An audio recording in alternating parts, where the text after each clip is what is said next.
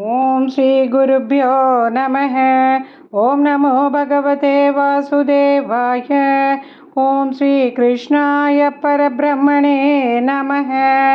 अथ एकषष्टितमं दशकं यज्वपत्न्युद्धरणवर्णनम्।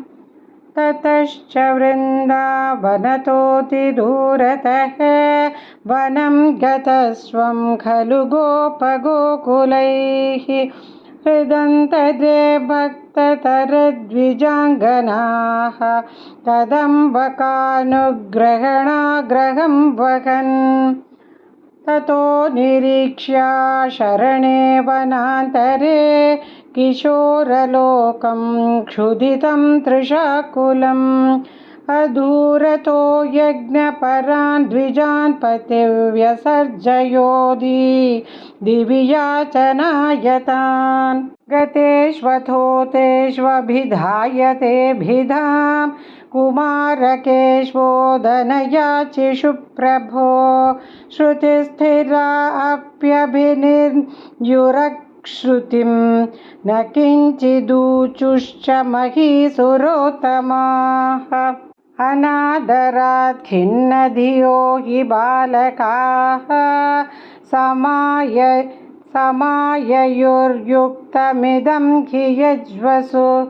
चिरादभक्ताः खलु ते महीसुराः कथं हि भक्तं त्वयि तैः समर्प्यते।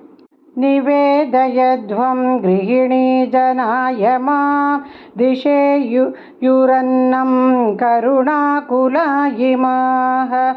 इति स्मितार्द्रं भवते ऋतागताः ते दारकादारजनं ययाचिरे।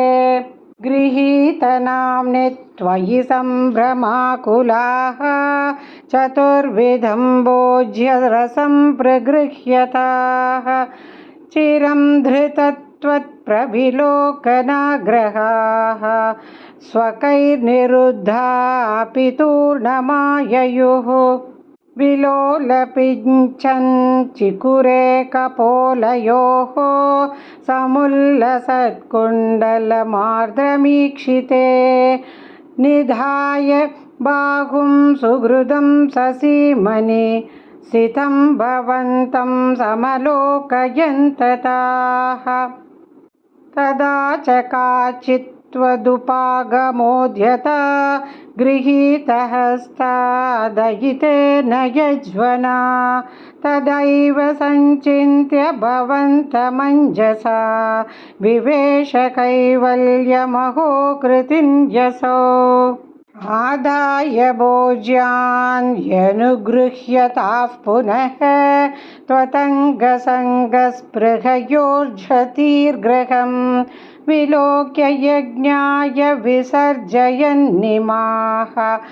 चकर्थभर्तॄन् पिता स्वगर्हणान् निरूप्य दोषं निजमङ्गनाजने विलोक्य भक्तिं च पुनर्विचारिभिः।